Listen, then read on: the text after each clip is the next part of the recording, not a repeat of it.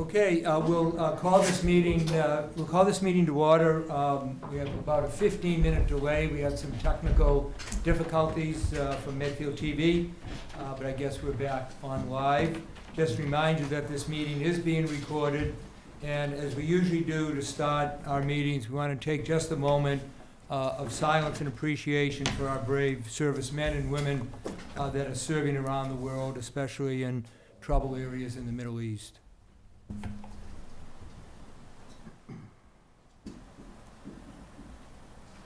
Okay, thank you. We have a couple of appointments tonight. We're going to hear first from our town treasurer dealing with the public safety and solar array bonds. We then have Fritz Fleshman, who'll be dealing with the idling law. We then will have our energy facility manager give us an update on the savings that we're going to be facing in the town of Medfield. And we also have Mr. Borelli, his lawyer, and members of the Historical Commission with an update of how they made out with their last meeting concerning 3 Metacomet Street. And we'll start with Georgia. Okay, good evening. This past Tuesday, May 12th, the town of Medfield accepted 6 competitive bids from bond underwriters for $18 million in general municipal obligation notes to finance the construction of the public safety building, and for $610,000 in general obligation municipal purpose bonds to finance the solar panel project at the wastewater treatment plant. The public safety building borrowing is a 20-year issue, and the solar panel is a 10-year issue. Both of these projects were authorized by the special town meeting that was held on March 23rd. Each bond issue is complex, and this one took no exception. When the bonds sold at a premium, approximately $1.9 million worth this time around, it was advised that the town reduce its principal par of the public safety building from $18 million to $16.375 million. By using approximately $1.8 million of the bond premium as a source of funds to the town, we are still receiving the $18 million to cover the cost of construction. However, we are only paying back $16.375 million of principal. By structuring the reduction of the principal, the town will save approximately $2.5 million over the 20-year life of this bond issue. The second portion of the bond issue was the solar panels. The original authorization at the special town meeting was for $710,000. However, it was reduced by a $91,000 grant that was received by the Department of Energy Resources. It was reduced down to $610,000. Since this issue was not a debt exclusion, no amount of the premium reduced the borrowing any further. We borrowed the full $610,000. However, approximately $89,000 of the premium will be used to pay for its share of the borrowing costs, and the remaining will be amortized over the life of the loan. I'm hoping this all makes sense to you. The most important part of this process was that the bid was awarded to Janie Montgomery Scott, LLC from Philadelphia, with a combined interest rate of 3.033%. The interest rate is well below the 4% projections that the building committee was using. Considering the uncertainty of the bond market, the town did well considering the few amounts of bids that it received. I think in the past we usually get at least a dozen. This time around we only got 6. The bond proceeds will be deposited into the town's general fund on Thursday, May 28th, amounting to $18,796,13. which represents the par principal of $16,985 million and $1.8 in net bond premium. So I'm here tonight for you, the authority in the town of Medfield, to vote and sign the appropriate bonding documents. I'm also asking you to vote the following: that the sale of $16,985,000 general obligation municipal purpose bonds of the town of Medfield, dated May 28, 2015, be awarded to Janie Montgomery Scott, LLC, at the price of $18,796,000 $13.06 is hereby approved and confirmed. The bond shall be payable on May 15th over the next 10 and 20 years. I also need you to further vote that the marketing and the sale of the bonds, the preparation and the distribution of the notice of sale and the preliminary official statement, which you have a copy of, was approved by the town treasurer, ratified, confirmed, approved, and adopted. Further, we need to vote that the bonds shall be subject to redemption purposes at the option of the town in the future. Further vote that the treasurer and the Board of Selectmen are hereby authorized to execute and deliver these documents for the benefit of all shareholders. And lastly, that the Board of Selectmen, the town clerk, and the town treasurer are authorized to take such actions and execute and deliver these documents to carry the effect of the provision of the voters. So, as the power of authority in the town of Medfield, you have signed all of these documents relating to the issue of these bonds. Keep in mind that the material was reviewed by Locke Lord, who is our legal counsel with respect to bonding. I also would like to add that Moody's Investor Services, we did go through a bond rating with Moody's in New York, a municipal bond credit agency, reviewed and affirmed the town's AA1 rating. Our AA1 rating means that our bonds are regarded as high-quality bonds on the market, and that the rating reflects a sound financial position, a stable tax base with strong wealth levels, and manageable debt. And now, unfortunately, the bad news is that in fiscal 16, we need to start paying back. We will be paying $1.5 million in fiscal year 16, $885,000 in principal, $615,000 in interest. However, in the end, the townspeople should be proud of the savings results of over $2.5 million over the 20-year bond issue. And to boot, you have a new public safety building and solar panels at the wastewater treatment plant. I did a quick analysis after the bonds were issued. If we had not used the premium, and obviously it was in our own, that's what we pay our financial advisor for. So when the premium came in that high, the last time when we borrowed the schools, the original school issue, our premium was around $1 million. At that point in time, interest rates were high. We took the bond premium, we made money on it. This time around, you're not going to make any money on it. So it was wise for the town to reduce our principal, to pay back less, and to save the $2.5 million over the 20 years. Yeah, first of all, thank you for all your work on this. I know that's Very a nice. tremendous amount of paperwork. And I think it is very good news for the town that in the long run, as George has said, we're saving $2.5 million. So a wise investment, and thank you for all your efforts on that. I don't know if the other board members have any other comments. It's great that we can borrow 3%. Not too bad over 20 years, huh? If Who's only that? we could make 3%. Yeah, it's all right, it's all right. Was it 3.01 or something? 3.033. Hopefully 3.3. That's a combined rate, Yeah, Right. between the two. because the 10-year solar panels were a little less. They were around 2%. Unless Mark has a tremendous memory, do you have that motion written that we can make on that? Well, I can just do a summary motion. I can just, yeah, I guess the first vote is to award the public safety and the solar array bonds as so noted by our treasurer. Is that seconded? Second. Any discussion? Hearing to be none, we'll vote on the motion. All in favor? Aye, opposed? And then Next. the second vote is for us to execute all the documents as so noted by the town's treasurer. And is that seconded? Any discussion? Appearing to be none, we'll vote on the motion. All in favor? Yep. Aye, opposed? Excellent. Okay. And we're good? Thank you very much, For a Georgia. vote to authorize, wasn't there a catch-all one at the end that would authorize? To authorize each member of the selectmen, the town clerk, and the treasurer to take all these actions and execute and deliver all these certificates Right. according to the votes. So I'd like to make a motion as so noted by our treasurer. That was good. Is that seconded? All in favor? Aye. Aye. Good.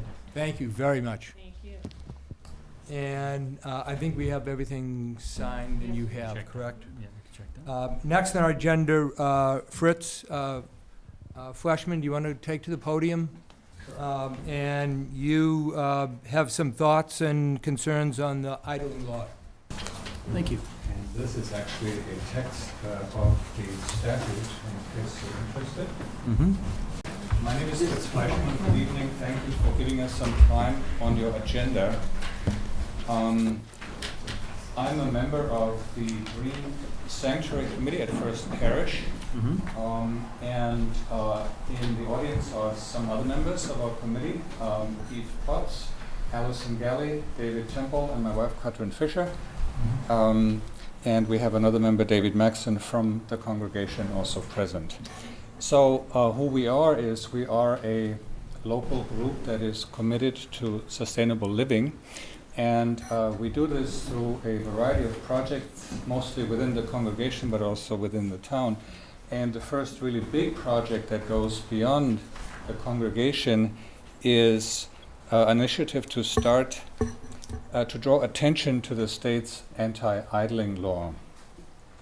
Why is there such a law? The law exists because every day it is estimated that about 4 million gallons of fuel are wasted in this country because of unnecessary idling. And many states have recognized this problem and have passed laws. In your packet, I think the third sheet is a list of anti-idling laws around the nation, and some of them are quite drastic.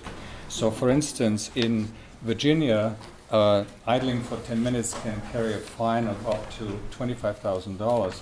The Massachusetts law prohibits unnecessary idling beyond 5 minutes, and the first offense is $100. So this statute, as you probably realize, goes largely unenforced because the enforcement would be the task of the towns, and few towns have taken up this burden.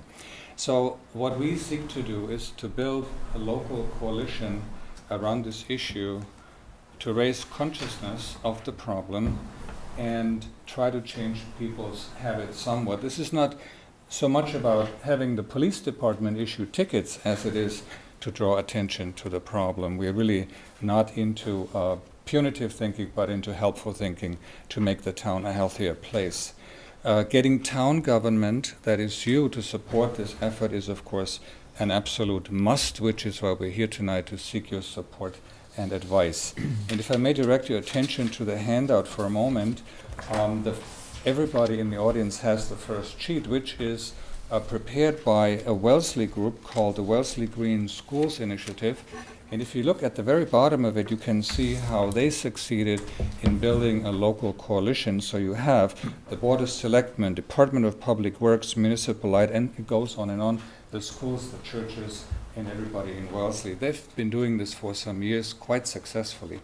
And I love this flyer because it gives you a lot of information in very little space. So, for instance, on wastefulness, 10 seconds of idling wastes more fuel than restarting your engine. The health problems, outdoor air pollution is one of the 8 leading triggers of asthma attacks according to the Centers for Disease Control. 40 plus hazardous air pollutants are emitted from engine exhaust, and so on and so forth. So this is a very good piece of material. The next item in your handout is something similar prepared by a group in the town of Wakefield, the Wakefield Climate Action Project, which tells you about the law and what they're doing.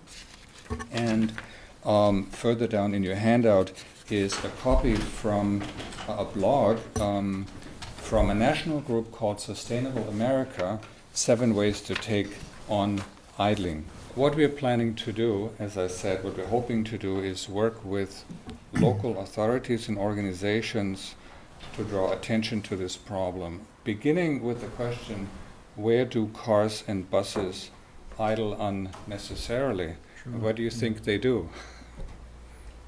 Stuck in traffic.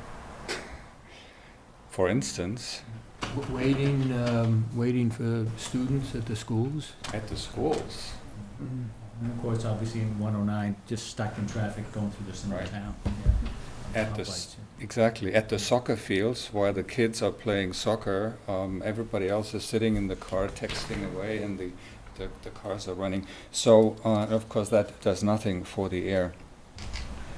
So one of our projects is to work with the schools to get the kids involved, And again, here Wellesley did a wonderful project that I wanted to mention. They, in fact, just won an award. Let me read this to you. The Wellesley Green Schools was recently honored at the Massachusetts State House during the 20th Annual Secretary's Award for Excellence in Energy and Environmental Education. They worked with the Wellesley Police School Resource Officer, focusing on vehicles that were idling while waiting to pick up students outside the schools. And one of the ideas they came up with was a graphic that looks like this, and you have it in your package. Yep. It says, "Thank you for not idling." And let me read this to you. They really wanted to take this initiative a step further. They came up with the reverse ticketing idea. Instead of giving you a ticket that costs you money, they gave you this: "Thank you for not idling," to offer positive reinforcement to those who are not idling. Thus, they created the "Thank you for not idling" ticket. So this was a big success in Wellesley, and is just an example of what one might want to do here in Medfield in a positive way, so as to draw attention to this issue. So we've begun working on the building of a local coalition. We're talking to 2 congregations to date, and I'm happy to say that Medfield Greens is also on board to work with us on this issue.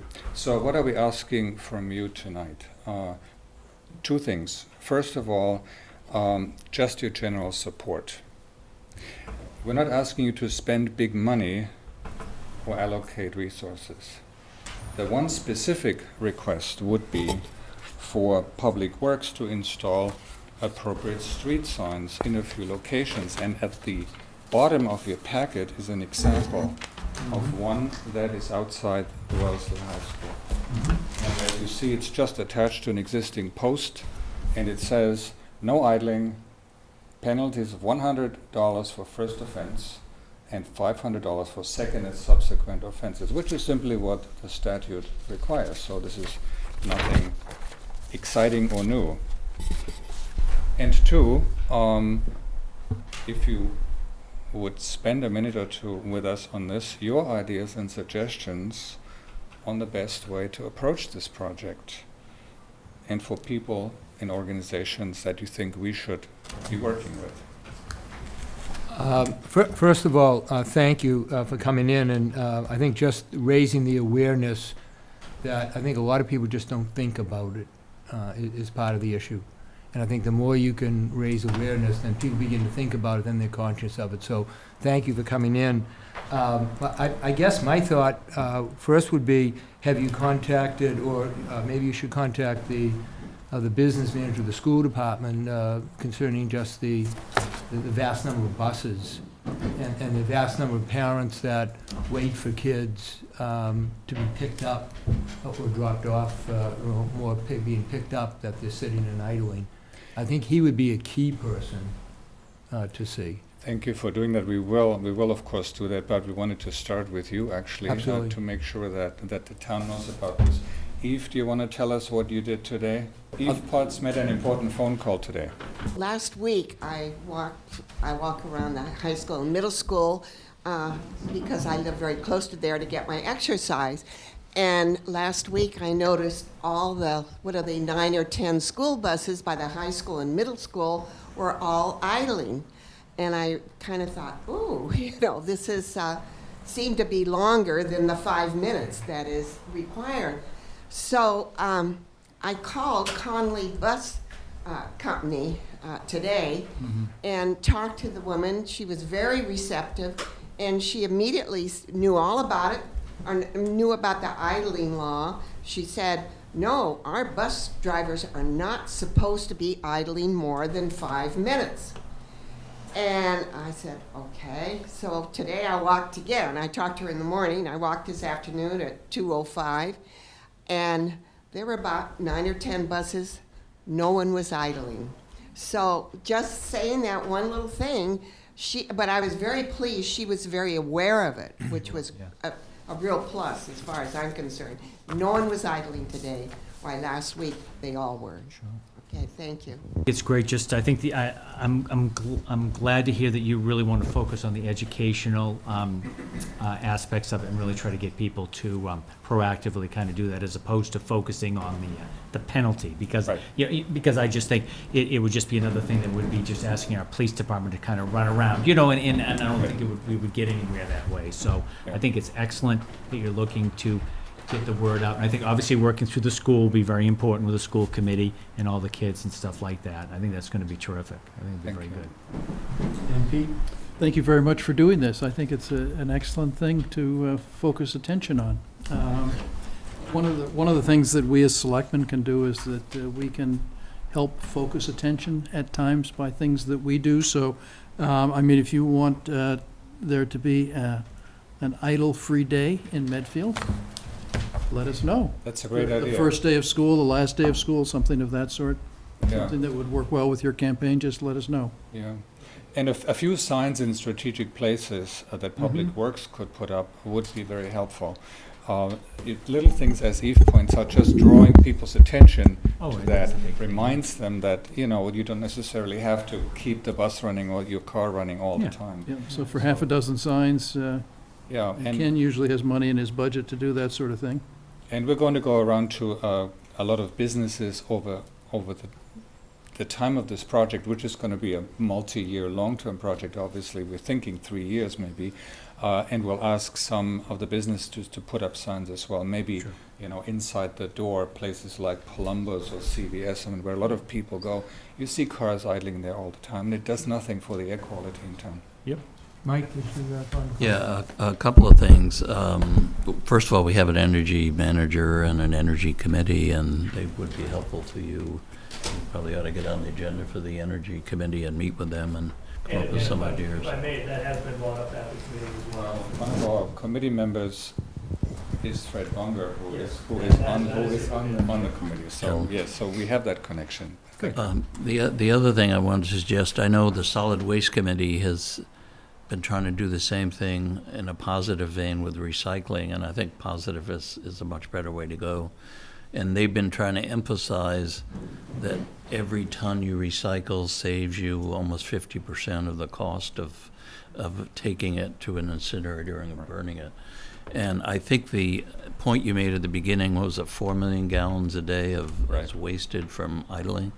If you tie that into what's been happening to the price of gasoline, and they say it's because there's a shortage of gasoline, I think anything that people could do to reduce the consumption of gasoline may incrementally, granted, if you shut off your engine, it's not going to reduce your gas 10 cents a gallon. But if enough people did it, it might put downward pressure on consumption and force them to do something about keeping the prices down. And I think people react to that because I know myself, every time I go to the gas station, it seems like the price of gasoline has gone up 10 or 15 cents. So I'd be willing to do something to, even if it's a very tiny step, to try to keep that down. Do you have, or could you put together some recommendations of where the best spots for these no idling signs would be? Maybe using, I'm not sure where Wellesley put theirs, but We'll be happy to do that, yes. if you could do that, and I think, I'll see with the board, but I think we certainly go along with general support of your concept. Definitely. And I think this is kind of an impressive handout. I don't know who they give this to. They just pass it out town-wide? Well, they've been working in the schools on a variety of environmental projects anyway. So one of my colleagues at work helped them market a project to the middle school, actually, about turning off all these standby electronic devices in people's homes. And the kids had a competition about who could save the most energy in the homes. So I think the Wellesley schools are quite advanced in raising consciousness about this issue. So I think this was one of the things that was distributed widely in the schools, and the kids carried it home and sort of were the messengers of this. And that's actually what I'm hoping will happen, because young people are very much aware of what's going on. So It's amazing how all of our devices now are in these standby modes where they are drawing power while they're sitting there, unfortunately. Well, Well, let me make a motion then that we offer our support for the education of an existing law, the Massachusetts anti-idling law, and also to encourage the citizens of Medfield, the students of Medfield, and encourage you with the education of educating us in Medfield of the benefits and also of the law itself. Is that broad enough of That a, is wonderful. Thank you very much. is that seconded? I'll second it. Third. Discussion? Thirded? Thank you okay, very much. all in Thank favor? you for your time. Aye. Good, thank you. Very good So, start. Good start. Let us know if you could, of some suggestion as far as the location, and we can work with Ken Feeney and the DPW. And I think we can also maybe just have a note, go to our police, fire, DPW, who I think do a pretty good job of following that, but just also reminding them Yeah. Be a of little more the, mindful of that. you know, So- of the law. Yeah. Police and fire are exempted. All emergency vehicles Sure. are exempted, but town workers often leave their engines running, especially in the winter when they are out. It's cold, they want to Absolutely. return to a warm car. I mean, we have all these habits, but just being aware of it helps.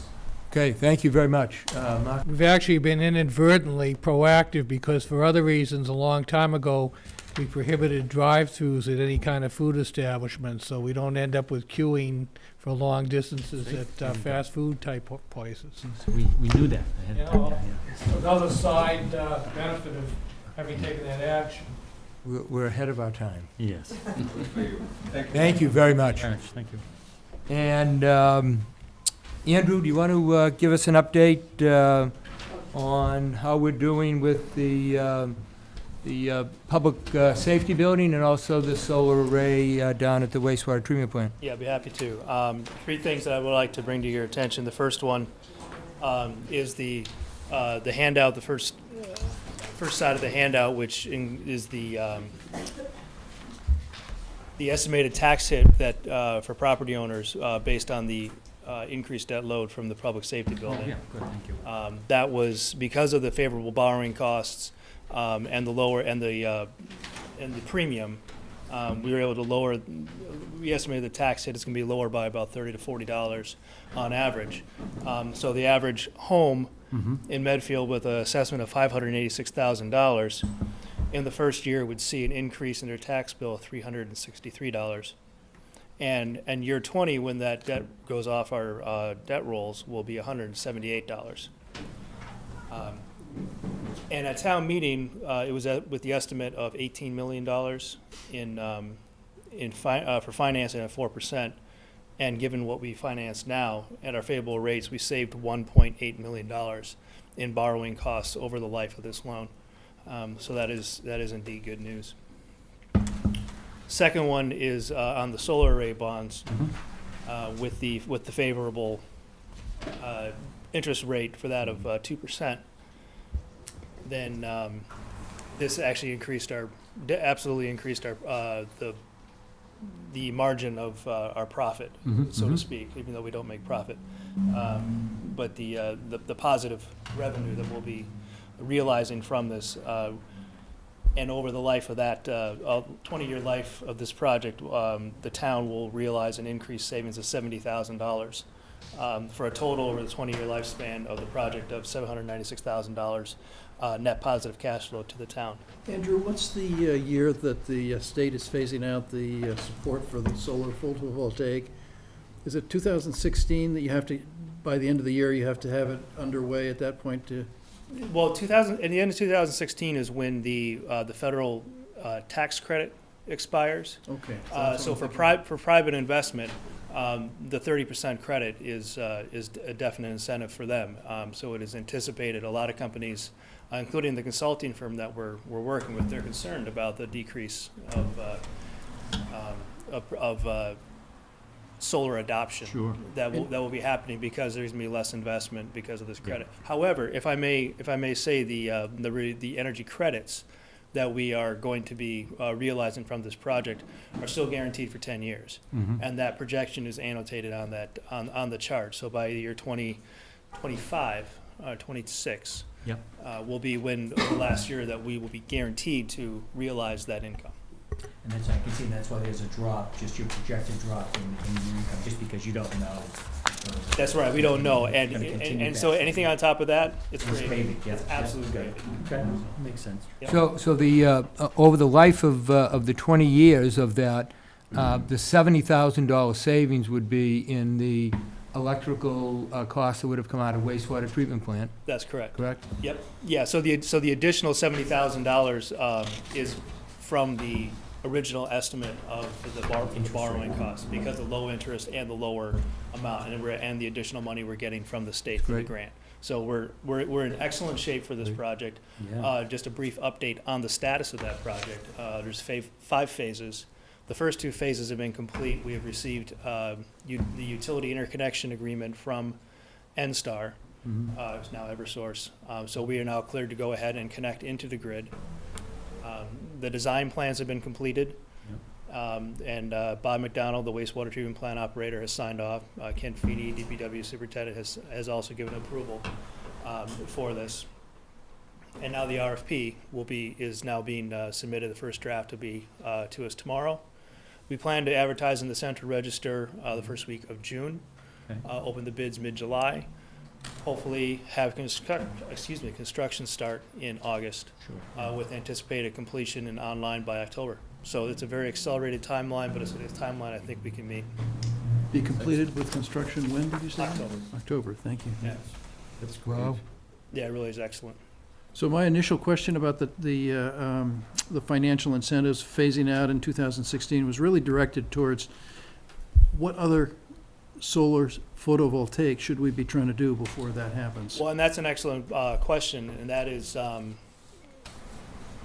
next project would probably be trying to put solar panels on the roof of the new garage. With the report that we were given, and we had a consultant prepare for us, said that using a power purchase agreement would be the way to go with that. Right. However, if we do have, and actually, no, we don't have money left over. We can't use any extra money from this because it's of the terms of the borrowing, so we can't use any additional cash. But if we do have to go through a power purchase agreement, that would be something we want to go make happen sooner rather than later, because the advantage of a PPA is that the third party will be coming to install these panels, and if the tax credit runs out, that loses the financial incentive for them to do that and give us a favorable long-term rate on the contract. So Right, it would affect their pricing, obviously. absolutely, absolutely. So, but based on the, hopefully the success that I'm hoping we're going to see here, it may be worth it for us to, and it's going to be a smaller system. It may be worth it to finance this again some other way. But by the next meeting, I'll be happy to prepare a different analysis if you want to see if we want to do a power purchase agreement. I know perhaps, I think the town had been looking at a PPA in the past, and there was some questions about that. It is a sort of a legal quagmire, so to speak. So there's a lot of due diligence that needs to be done on that. So we'll be prepared to recommend whether we want to go through with purchasing outright or doing a PPA. Okay, good. And any other questions on that topic from you, gentlemen? I'm curious, Andrew, whether you have undertaken looking at the old landfill site as to what the DEP would require of us in order to put a solar photovoltaic array at that site. Yeah, I know that they're pushing sites on old They dumps. absolutely are, and the incentives for landfill solar is huge right now. Everybody wants to do it. I have talked with the DEP. They think it would be very difficult to get a post-closure permit to use the landfill because of I believe the landfill is partially capped. So one part would be capped, the other one would not, and having them split that I believe would be very difficult for them to approve.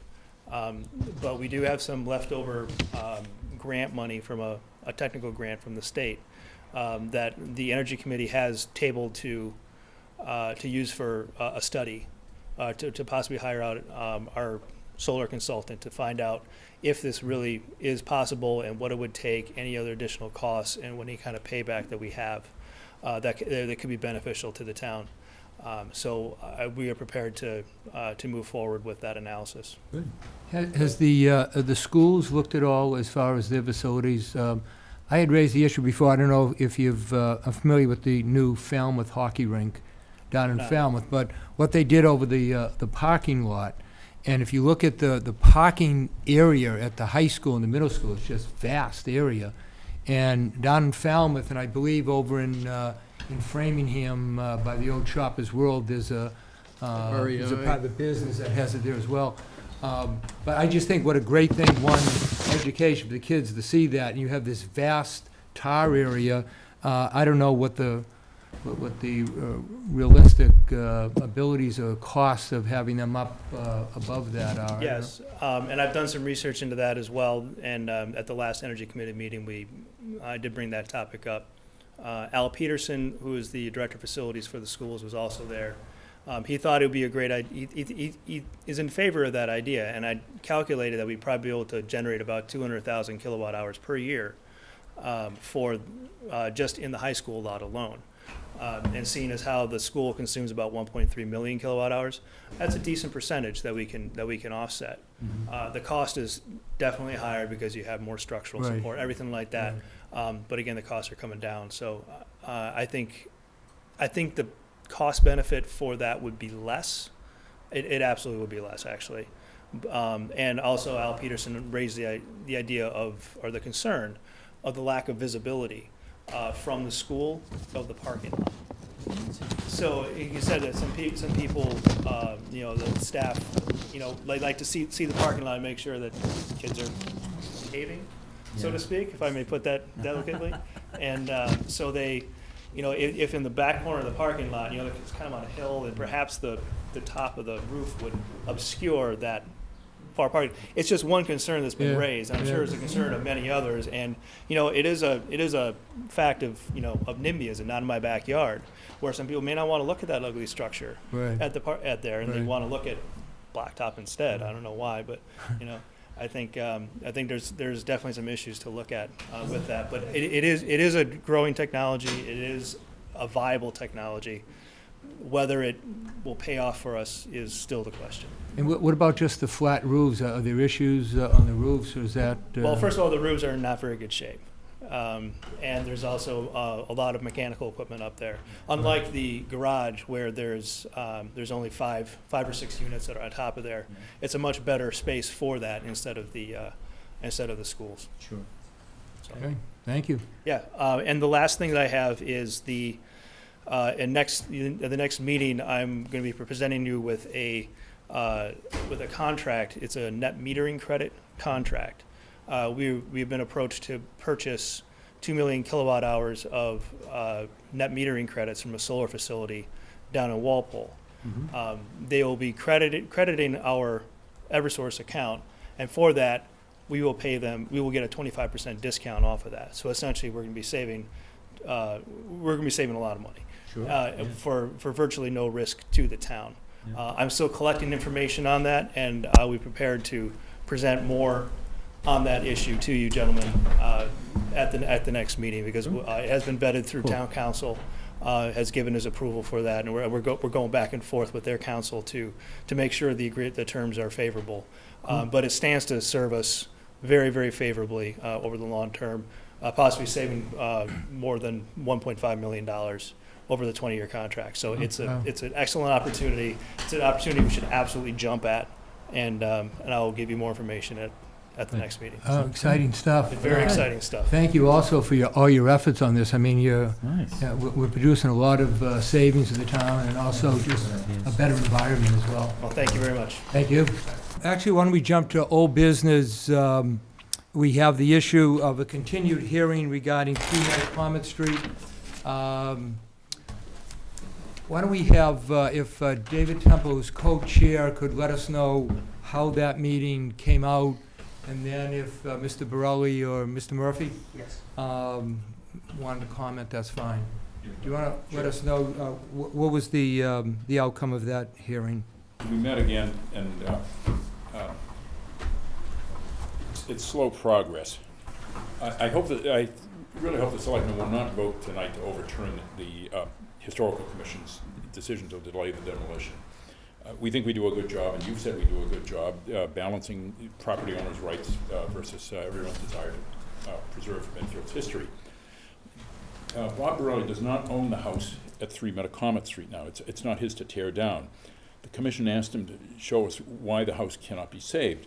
Unfortunately, if he's going to present that evidence, he's going to get into it, and the owner has been, he tells me, has been uncooperative and unpredictable about letting him in to look at the house. And he's also been uncooperative and unpredictable when it comes to when Bob tries to finalize the sale of the house. Is this fair? Yeah. The bottom line is that the delay is not inconveniencing him at this time. I ask that we keep after the owner to try to let him enable us to move forward on this thing here.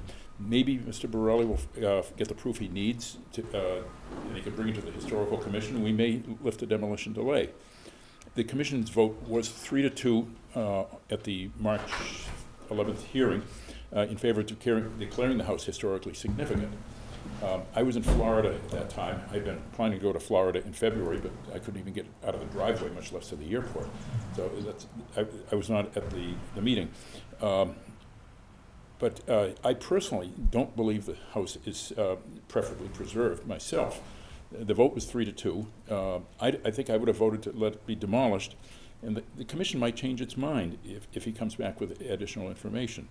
And even if the commission were not to change its mind, there's nothing to stop him if he owns the house and can demolish it. There's nothing to stop him from coming back here and reappealing it. Mr. Murphy, do you want to comment? Sure. Knowing how tight your time is and how you have so many things on your plate, I did create a brief summary of what has transpired since the last time.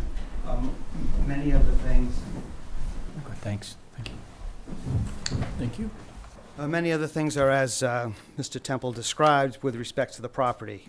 We were originally scheduled to close on this property on March 31st. Then it got continued to April 30th. Then it got continued to May 12th. Then it was supposed to happen on Tuesday. And then it's now supposed to happen this Thursday. Mm-hmm. Because of that, we have not been able to get into the house. One of the things I think as a compromise that was suggested by the Historic Commission was perhaps you can go into this house. And I know we have disputes about the condition of the house, but perhaps you can go into the house and tell us there's something particular in the house that might sway one of the votes of the somewhat divided board. But because we don't own the house, we haven't been able to get into the house. Nonetheless, I think that if, in fact, the Board of Selectmen were to look at this property in the de novo fashion that was described by Mr. Sorrell, that they would have to come to the conclusion that there isn't anything that is particularly important about this property. I think at the last hearing, there was a mention made of the fact that there was perhaps a unique interior design of the property, but I think if you look at the bylaw does not prevent anybody from gutting the interior of their property. Anybody, any structure can gut the interior of their property, don't have to keep or maintain the interior of their structure. I also wanted to point out, I think the last time there was discussion about all the things that have been done by the Medfield Historical Commission in assessing different properties, and I just wanted to bring to the board's attention that Mr. Borelli is not a neophyte to this process himself. He has had properties that have been subject to the demolition delay, and he has worked with the Historical Commission to lift them over time. For example, at 70 North. At 41 Pleasant Street, he agreed that he would only demolish a portion of the structure, the garage and then a back wing. And in fact, you may have seen it, but over the last 2 weeks, that property was jacked up. The old foundation from the 1800s was taken out. A new foundation was poured, and the old building was dropped right back down so that he could preserve the property. And Mr. Borelli also received the Medfield Preservation Award for restoration and adaptive reuse of the 1811 Fairbanks Chainery Hale House on South Street. So this is somebody who does not lightly go into this process as a builder or somebody who is just cavalierly seeking to demolish buildings. This building ought to be demolished. This building is not anything important. There's nothing been identified in any findings made by the Medfield Historical Commission as to why this is particularly important. If this board felt it was, this board ought to make findings then as to what it is that is important. I think it would be instructive not only to our property but to other people in the town as to what it is that is viewed to be important. I heard a lot of things about financials, and sometimes it's always helpful to mention those things. But on this particular property, there's over $50,000 coming to the town when we do close for the back taxes. It isn't a property that's been well kept. It isn't a property that is preferably preserved. It isn't a property that sheds a favorable light on Medfield in its current condition. And I'd ask you to uphold our appeal and remove the demolition delay. And again, I thank you very much for your kindness in hearing us and the courtesies extended to us. Anyone else that wanted to comment on that? I think one of the problems I have is that Mr. Borelli doesn't own the property. I think you'd have to, I would think, have Mr. Tuberty be dealing with this at whatever time Mr. Borelli purchases the property. I would think he may or may not be able to get this property. We don't know that. And I just, one comment Mr. Murphy's had, there was no one stated why it was important. I think the Historical Commission at the last meeting stated many reasons, the half cape design, and listed other things with that. And I think what a good thing is, what I think keeps some developers honest in the sense of not tearing things down is because we do have the demolition delay law, and they do have to work with the Historical Commission that tries to get them to save the property. Mark or Pete? Can I ask Comments? Yes, go ahead. So you've got a purchase and sales agreement. We have two things. We have a purchase and sale agreement, and we also, Mr. Tuberty was also a signatory on the demolition permit. Both Mr. Borelli and Mr. Tuberty signed the demolition permit, the request that was then submitted to the historical. Which is in the bylaw that in the event of a P&S, that both the buyer and the owner of record will sign the application. Right, so So you're in compliance in that regard? yes. Is there an issue on the purchase and sale, about why that's not going through? It's just, I mean, the reality is that he had some obligations to deliver the property in a condition, but now we've agreed, and he's agreed to take a little hit on the purchase price, and we'll take it the way that it is, and we'll have to clean it out. So we've taken on a little bit extra obligation to kind of move in that last step. As you probably noticed at the earlier times, first there was no dumpster outside, then we provided a dumpster hoping that he would fill it. He didn't do that. So now we said, okay, we'll fill it. You leave, we'll fill it. We'll take the property. Pete, comments? So I have, since you were last here, read the demolition delay bylaw, and my analysis of it is that it requires the permitting authority to find that the property is a historically significant structure. As you were, Mr. Murphy, were explaining to us the last time, but it's helpful for me to see the different provisions of the statute or the bylaw in the context. I don't see how that property is a historically significant structure under the terms of the bylaw, which requires it to be associated with one or more historic persons or events, or with the architecture and social history of the town of Medfield. So I don't see that it comes under that one. Or the other one, which is historically or architecturally important by reason of period, style, method of construction, or association with a particular architect. I think that what the Historic Commission was saying, that it was the last thing here in this paragraph, in the context of a group of buildings or structures, but I don't see that a cape on a street with other capes and other houses that don't have historic significance acquires historic significance in a group. So I don't see the house as being historically significant, so I don't see it being subject to a demolition delay. We need a motion then to go against the, or overrule, or what's the exact wording? If It the would board be, so to decides. overrule the historic, because the whole appeal process here is one sentence. It says that the applicant can appeal to the Board of Selectmen, so you don't have any guidance in terms of specifics.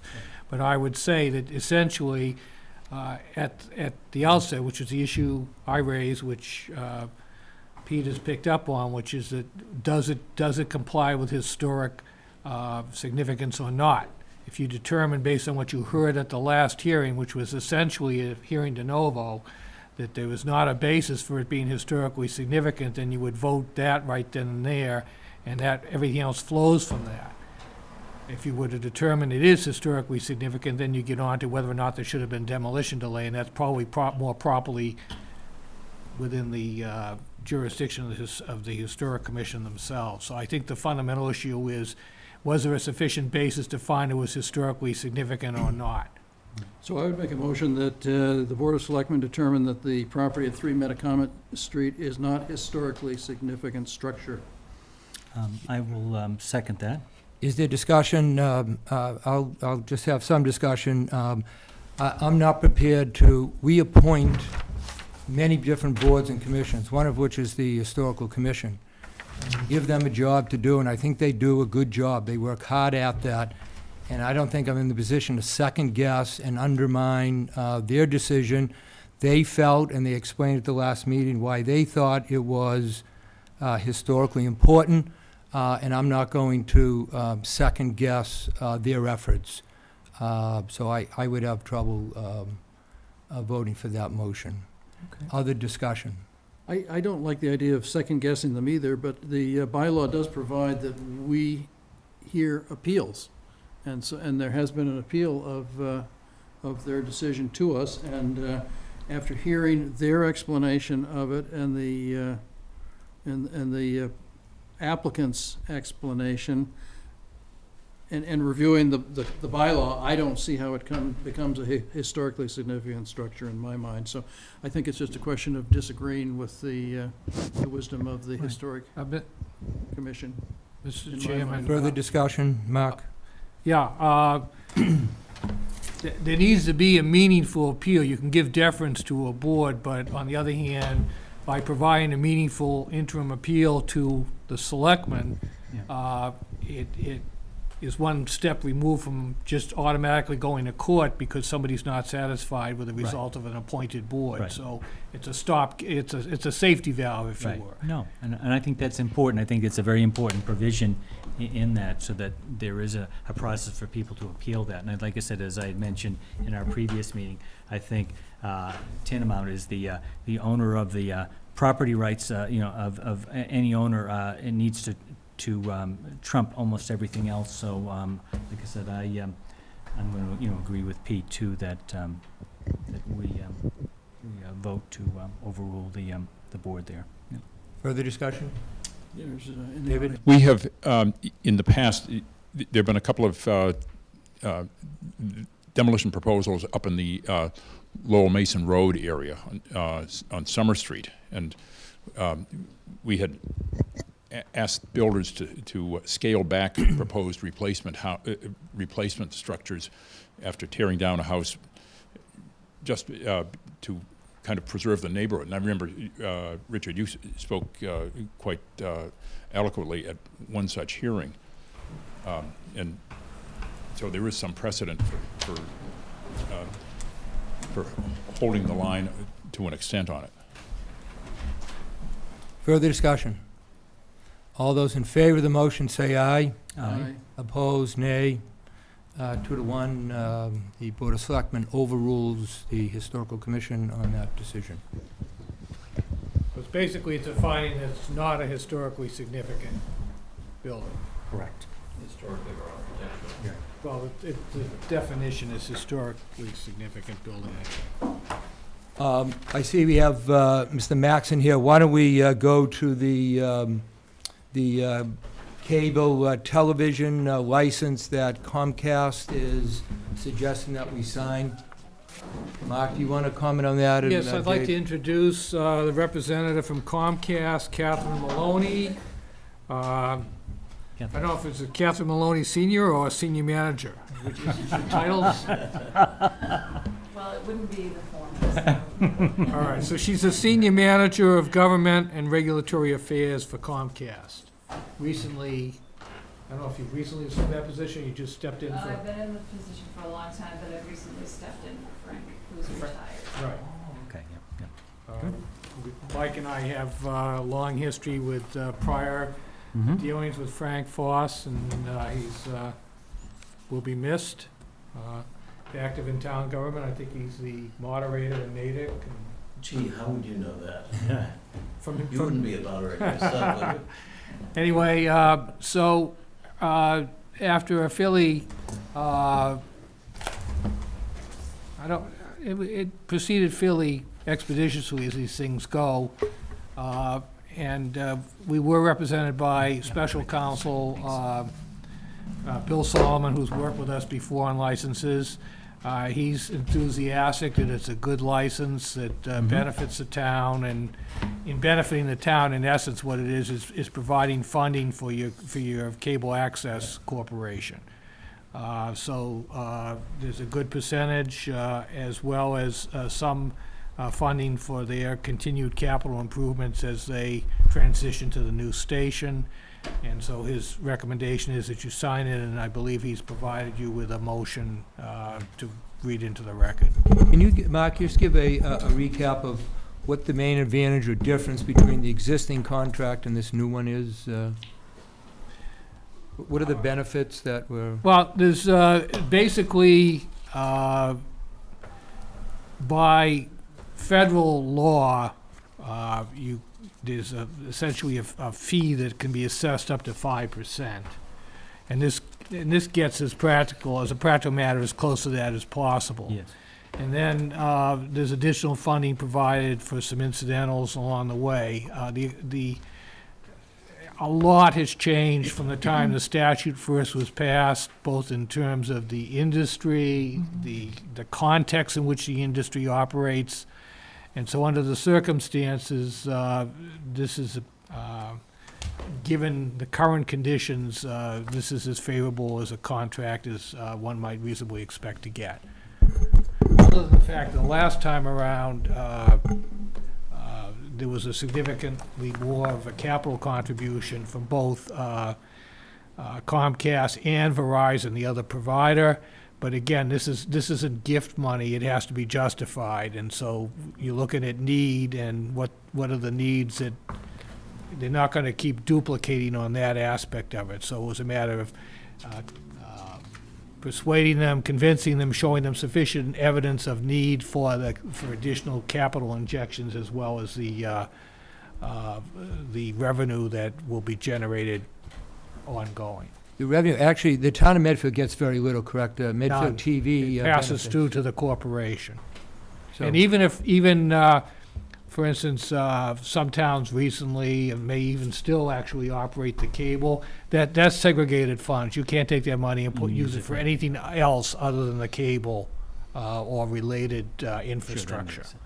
So the issue is not so much the town of Medfield, the issue is more revenue that Medfield TV and Right, equipment. which Medfield presumably TV benefits. Which benefits the town, Right. but directly, there's no revenue Right, coming to the town. That's correct.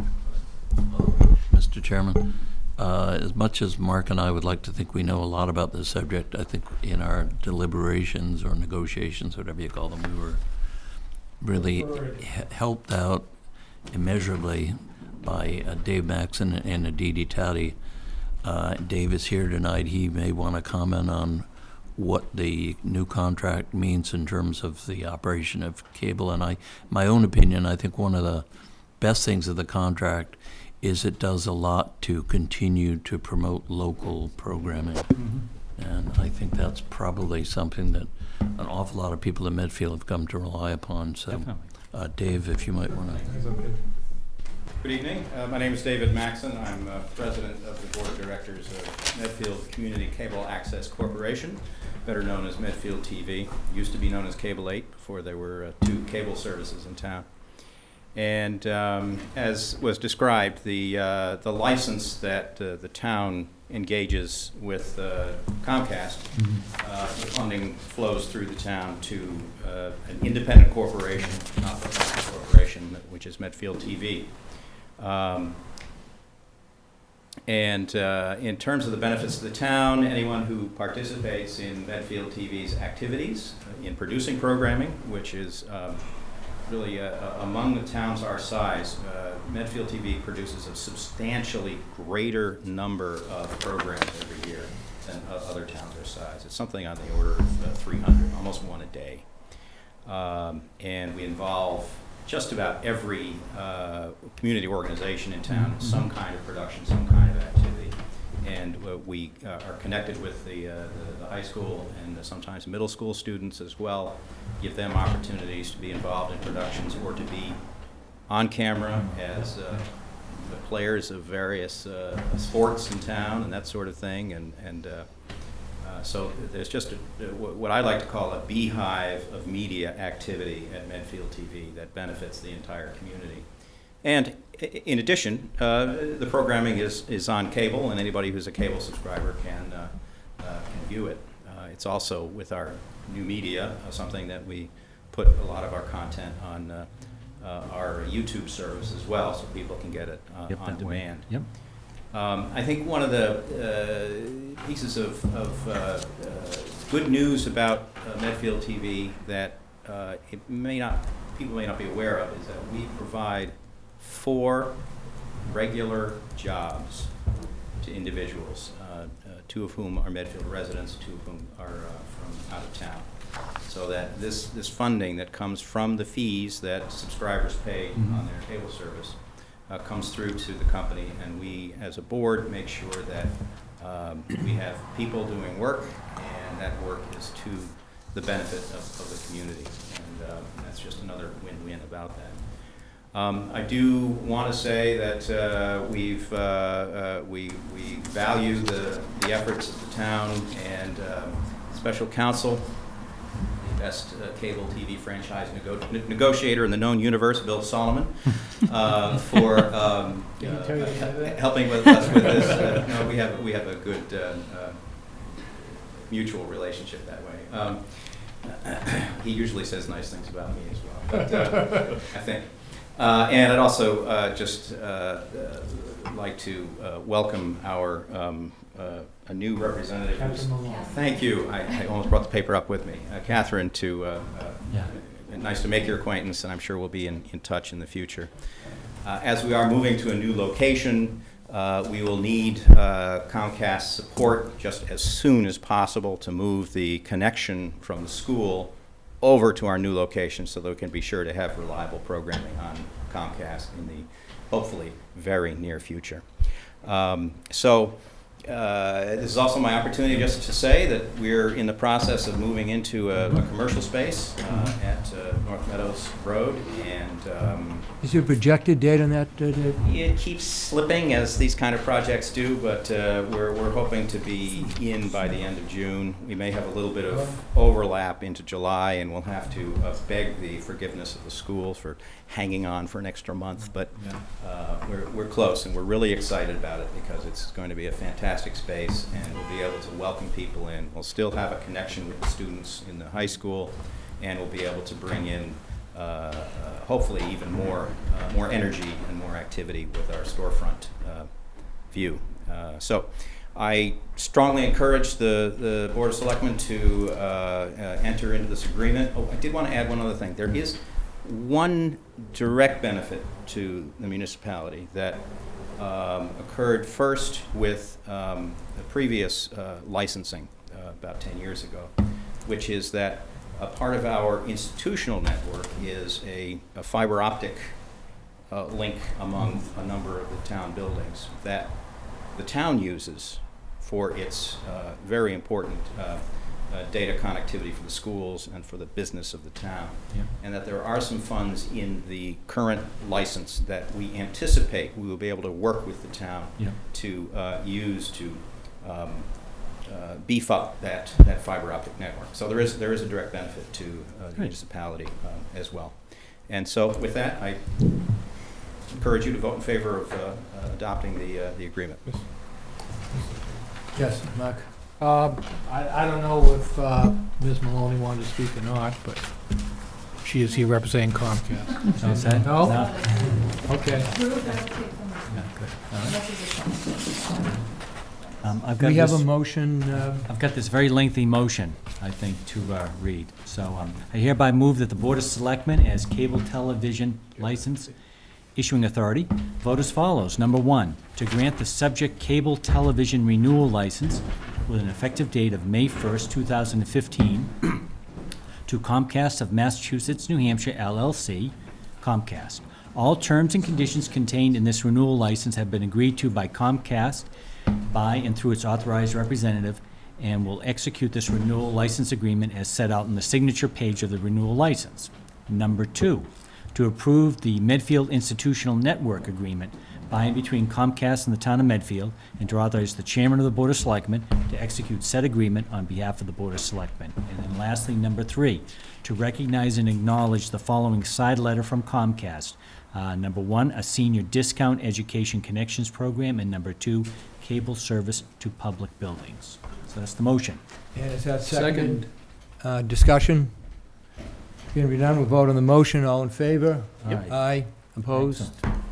Can I just, before Dave leaves, can I hit you with this different question on possibility of RFP on the new water tower?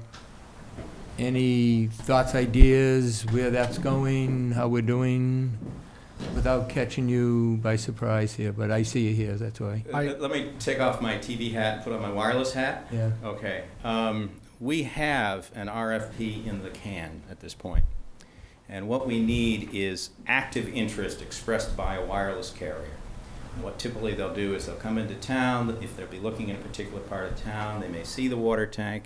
Often they come to town hall because they know they get a better reception if they can put a wireless facility on town property rather than on private property. So I expect that when a wireless company has what they call a search ring, a location in the general area of Yeah. the water tank, that they're looking to place a wireless facility, Yeah. that we will hear about it and we will be able to dust off the RFP at that point And put it out. and put it out.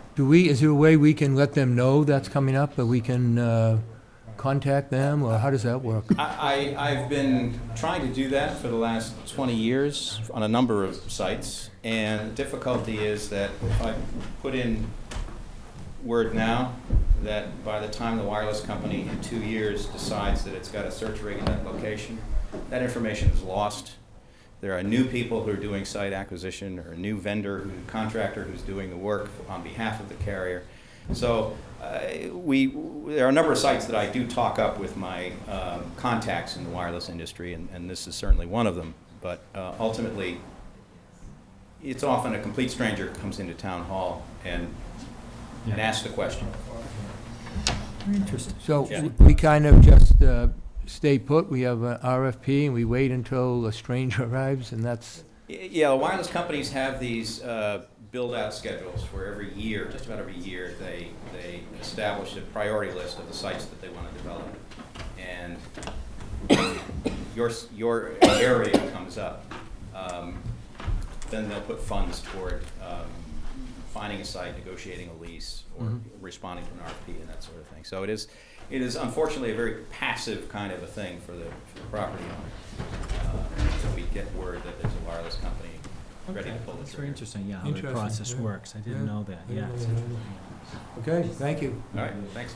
Old business, we have to approve the minutes, and we have the minutes of January 6 and 20, February 3, 17, 24, March 17, and May 5.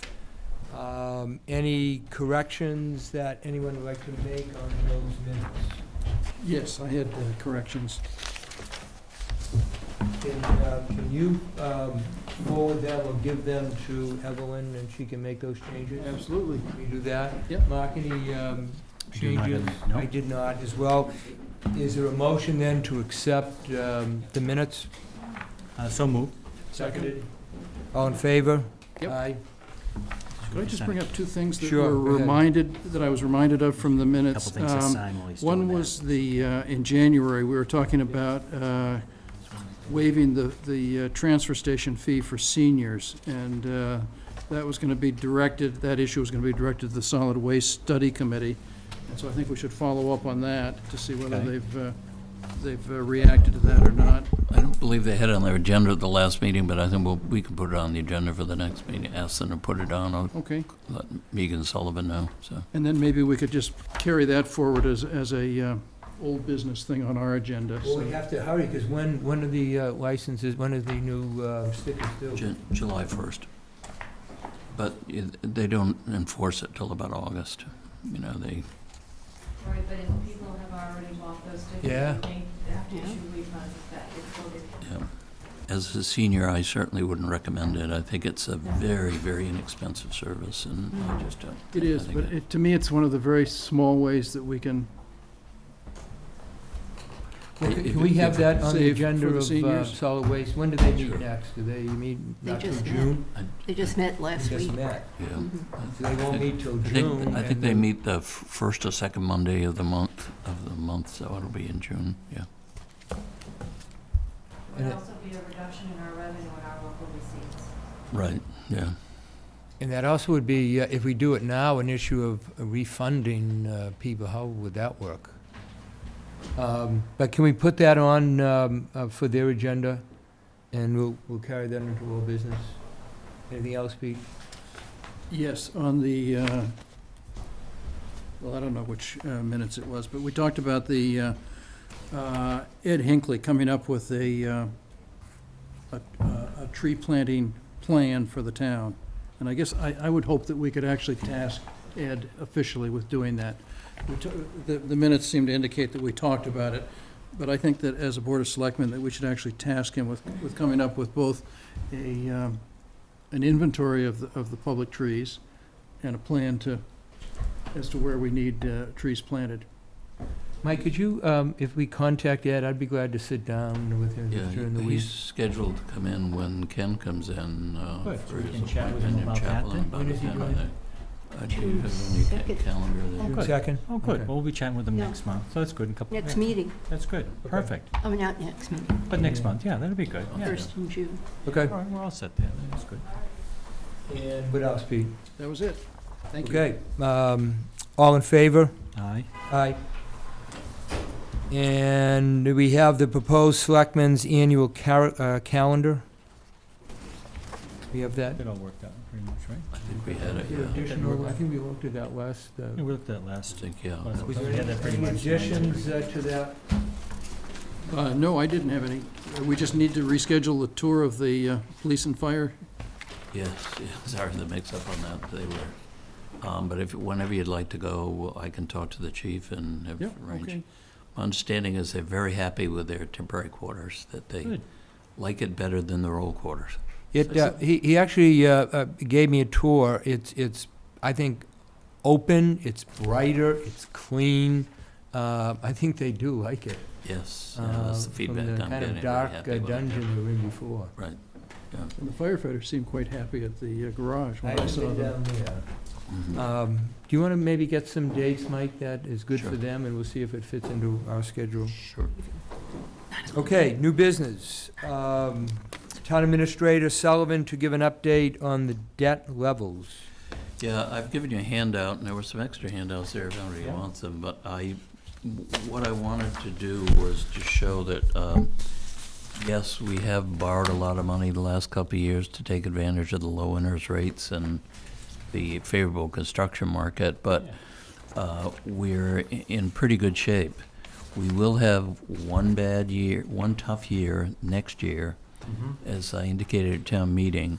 But if you look at this, these charts I put together, the first chart, it goes back to 1994, and through the the end of the next fiscal year. And as you can see, that first sheet is only principal, because that's the majority of the debt. Yep. The end of fiscal '03, we had a total of 67 million Yep. outstanding principal. Even, now this chart is updated to include everything, including the public safety building and the solar photovoltaic. And the total at the end of this current fiscal year, because we've borrowed, and the money will come in before June 30th, is 60,581,000. So we're still about $6.5 million below our peak borrowing. If you take the interest, because the interest rates back then were a lot higher than they are today, in that same year, fiscal '03, the total outstanding principal and interest was 93 million. Yep. If you go back a couple of sheets, the total principal and interest outstanding at the end of fiscal '15 is 77 million. Yep. So we're 16 million principal and interest under what we were in 2003.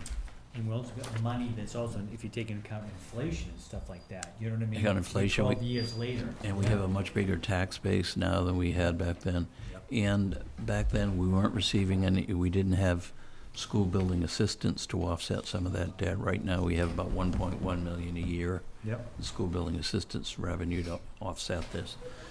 So, after this year, if you look at the second sheet, Yep. you've probably seen that before, but I updated it to include the solar and the public safety building. And I did 10 years, just the first 10 years out. You'll see the total annual principal interest jumps up next year by about $1.8 million. And the following year, it drops down by 600,000. Really starts to drop, doesn't it, huh? Yes, yeah. So we have a lot of projects that are coming off. It really starts dropping around 21, 22. And that's about when the schools are anticipating having the Dale Street replacement project come online. Yep. So that's why we tried to structure these things to keep the debt as level as possible. Yep. And I think that with that schedule, it'll work out fine. Work out nicely, yep, 'cause that'll come down. And the next two sheets, if you can see, just from next year, which is the bad year, to the following year, the last sheet, we dropped down from total principal interest to 77 million to 69 million. Yep, yep. So we dropped almost 7.5 million. Wow. In 1 year, principal and interest. So we are high in our debt levels right now compared to what we have been. We've taken on the public works garage, we've taken on the water tower, water mains. That's right. We've taken on the public safety building, the solar photovoltaic, Redgate Farm. So we have borrowed a lot of money, but it's the timing as well, both with the interest rates, the construction market, and other debt coming offline. So if we get through next year, we should be in pretty good shape after that. So if I'm reading that, the drop from fiscal year 16 to 17 is going to be about 7.5 million? Yes, that's the good news. The bad news is the reason we're dropping that much because we're paying out 7.5 million in principal interest payments in fiscal 16. But, okay, and the other thing I think is interesting is to see the changing, what's been happening. Schools were, at one time, almost the majority. Schools and sewer really virtually everything we were spending. Yep, yep. Now that's changed. The school debt has come way down. Yep, The end of next year, it'll be just under $11 million principal and interest. It's the town buildings that's now the high part. It's almost $26 million of that. And that's because of the senior center, the town garage, the public safety building are the primary components in that. After next year, the library and the town hall are paid for, and they come off the books. So the only public buildings of the 3 that we've done in the last decade, or we're doing now. That's great. Okay, thank you. And the state hospital purchase, as you can see, is already starting to drop down, Oh, that yeah. 3.1 million. And that has no interest attached to it either, which is another advantage. great. Yeah. I like this. Mike, the next thing is also with you, to review the affordable health care implementation requirements. Right, I'm glad George is still here because she's the one that's gonna have to live with it. The regulations for the affordable health care just came down from the IRS, I think, in March, was it? And I don't know if anybody's had a chance to read them all yet. We're still getting information. You recall on your state taxes now, you have to get a form every year where you have to submit with your state taxes indicating whether you have creditable health insurance coverage. Yep. This will be different. Right now, we only have to provide that form to every employee who takes health insurance.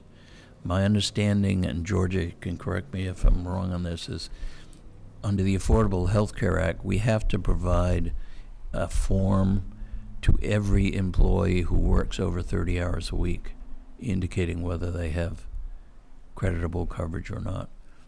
And we have to send some sort of electronic report to the IRS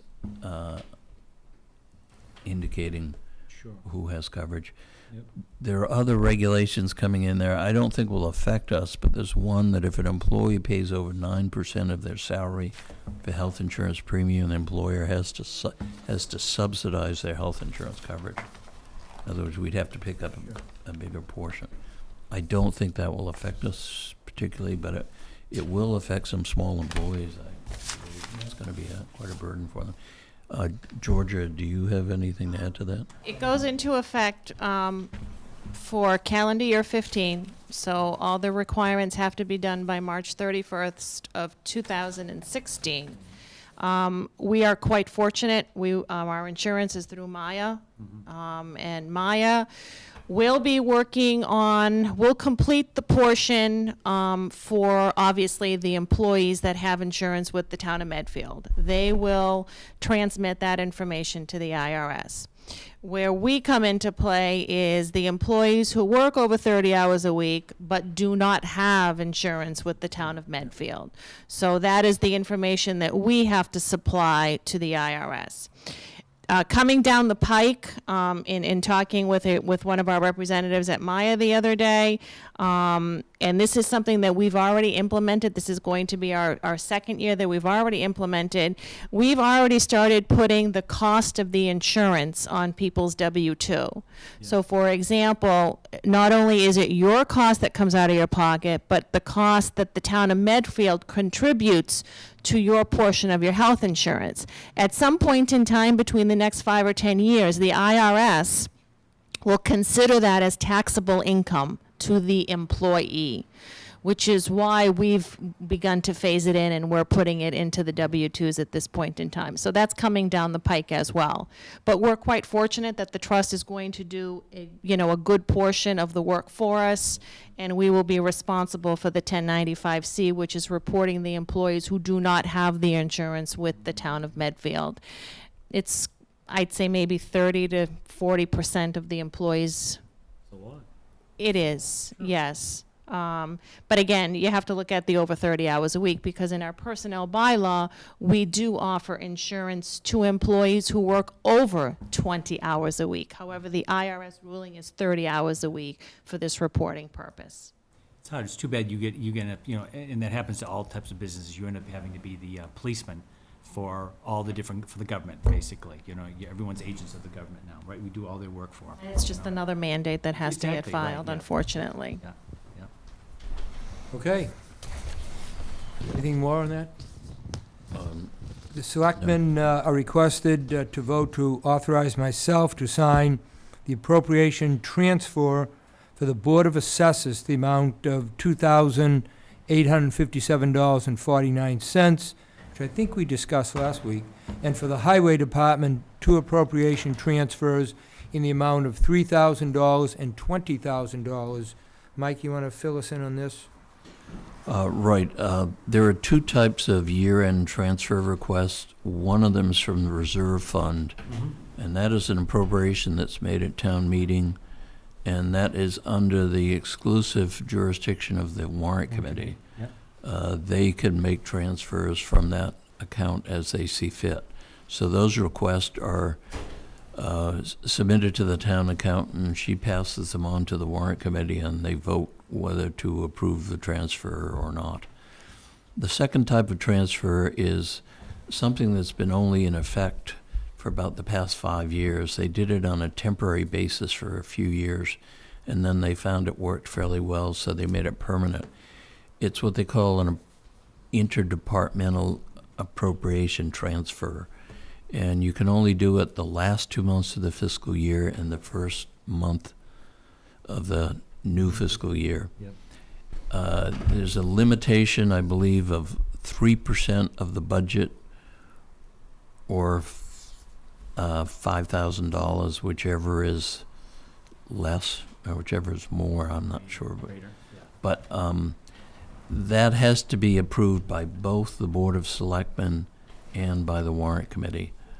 There are several requests that are coming in now from departments, and the Warrant Committee, I have to get together with the accountant on Thursday morning because she tells me that she expects to have more requests for reserve fund transfers than is available in the reserve fund.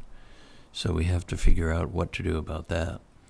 The appropriation transfers I think will be okay on, although she doesn't have all of those in yet either. But we'll know better next week, and we can keep you informed. As I said, we still have a couple of months on the appropriation transfers to deal with those. Can we just explain what these are? This one for $20,000 from highway salaries, highway materials? I believe that's going into to be used for gas, for fuel cost. It says the reason says payroll included a policy change to a 3-hour call out. What's that mean? The personnel board approved a change. They, the highway department personnel, if they were called out on an emergency or had to report to something, they were only paid for a 2-hour call out. In our discussions and working with them last year, the personnel board determined that a 3-hour call out was more appropriate and in line with what other towns had been paying for several years. Yep, so the salaries Has to budget cover is that. under budget, and he's got extra money in his Right. other accounts, When- he's just moving the money. Right, when the personnel board, worked with the highway department to talk, and all of DPW to talk about the 3-hour call out, we didn't anticipate the snowstorm we had. Yes. And there were multiple call-outs for that impacted the budget greater than we had anticipated for a normal year of what the call-outs were. Yeah, where's that money coming from, Chris? Does it say on the form? His materials. Materials. Yes, Okay, so, yes. So he's just moving it from one account. Transfer from highway materials, transfer to highway salaries, salaries. okay. And the $3,000 one looks similar from highway materials to equipment salaries, and the reason says equipment payroll required highway personnel to assist maintenance for vehicles damaged during storms. Correct.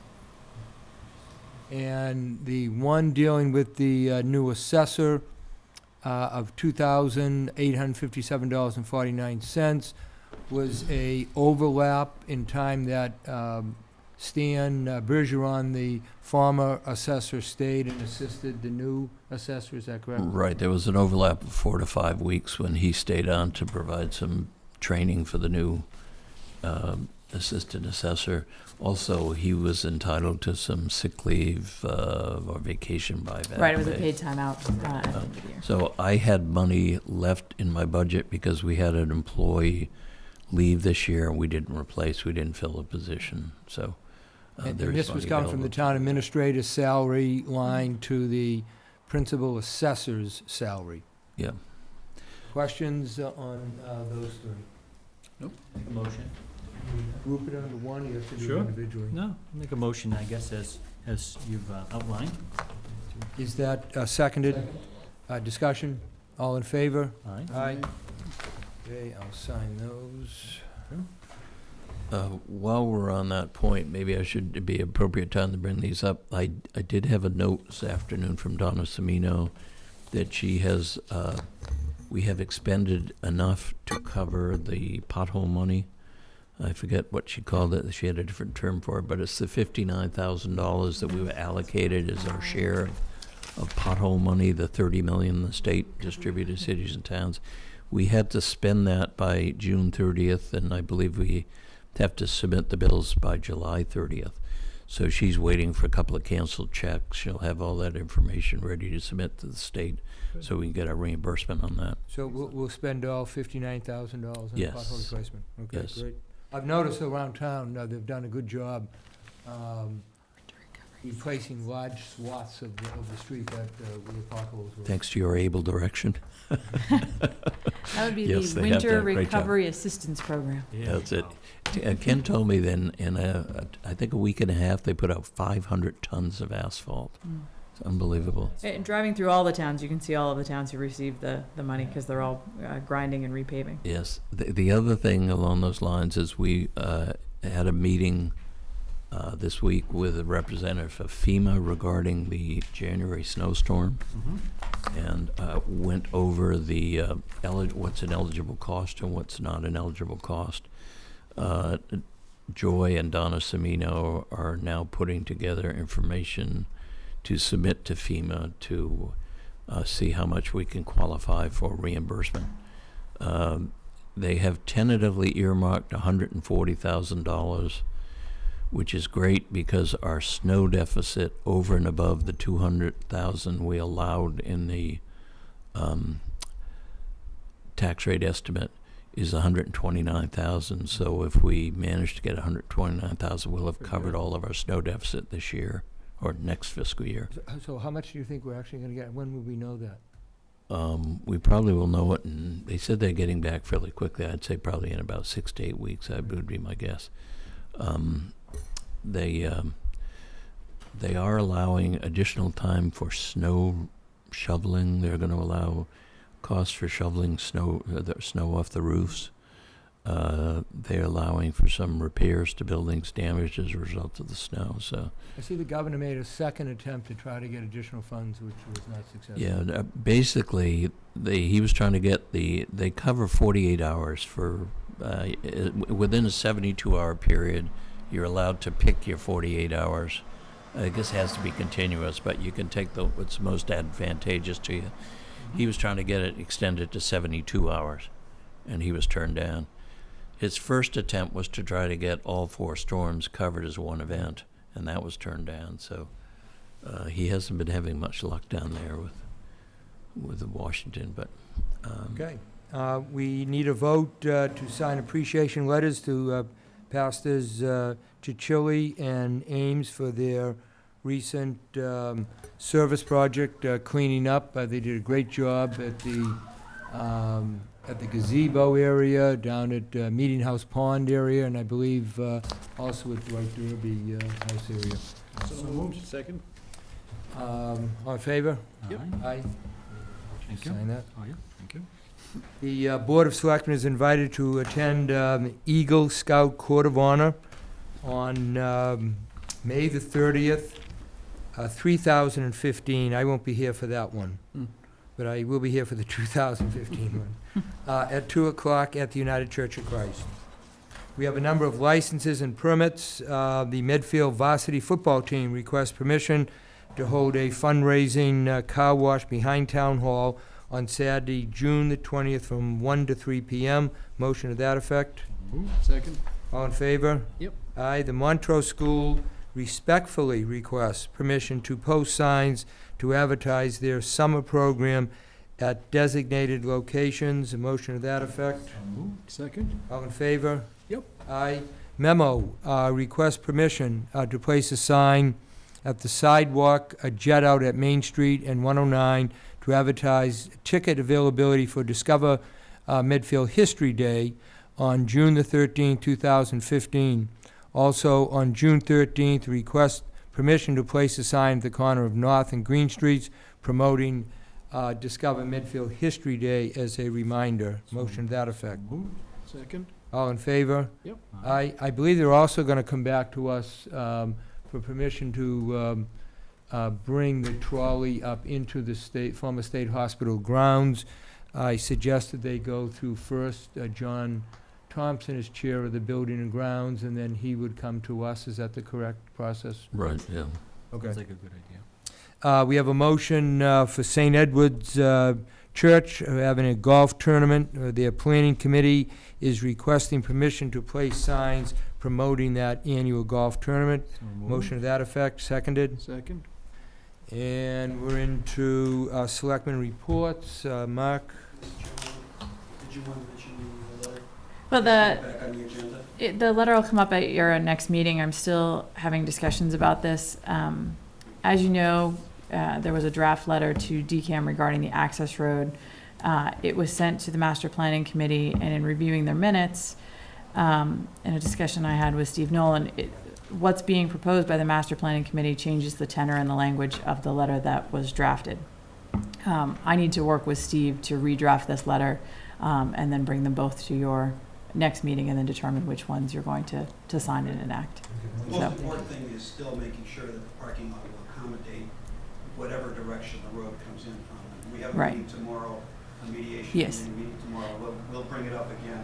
I don't know whether they're No, going to wait but- until I get a letter, but Well, we'll bring it up. In light of this, I have had some conversations with real estate over the last 2 or 3 weeks discussing this issue, so they are aware of it. They know that we're having a discussion about it, and they know they should be thinking about these issues as well. Discussion with whom? With Mary Beth Clancy. Oh. And Dana from DCAM for real estate. The issue is, basically, there's environmental remediation covering the parking lot, and then real estate, which is currently managing the property. So trying to make everybody play nice in the sandbox. So what I noticed when I was up there over the weekend was that somebody had started to cut what looks like a road in behind the trailer, the security trailer, and I'm wondering if that was the beginning of the road to the I went up with Ken yesterday, and he told me he thought that was for the trailer. They're gonna move the trailer from the, I was afraid it was the start of the road. yeah, it's the No. trailer that's down behind the sewer treatment plant that they had been using as temporary offices for highway. They're gonna move that up and use that as the security trailer for the town. Yes. And they're Oh, putting a pad in yes. for it. They're constructing the pad. They started that yesterday. Oh. So, yeah.